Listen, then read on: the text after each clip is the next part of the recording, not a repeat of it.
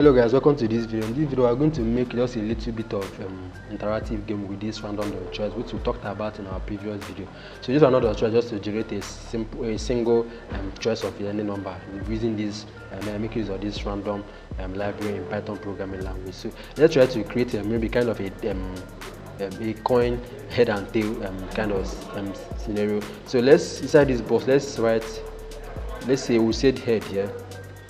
And there no coin has what is called head and tail.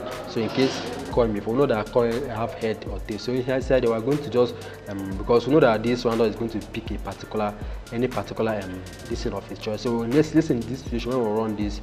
Initially it might print out head for us or it might print out tail. We don't know. It's this choice that is going to handle that. So let's run and see the output. You can see I got tail. Let's run it again. I got tail again. Let's run it. I got head. Let's run it again. I got tail. So it's going to pick out just a random choice of number for us.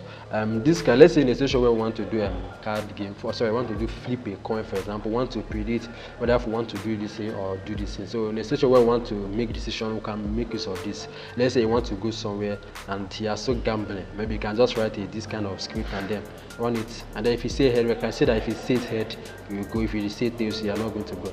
So you can make use of this. It's not actually an ideal, but can be, that's one of the advantages. A whole lot of other uses it can be used for. So I think this should be it for this video. There are not really much for us to talk much about this choice again. So in our next video, we are going to do something better than this. So if you are new to this channel, please don't forget to hit the subscribe button.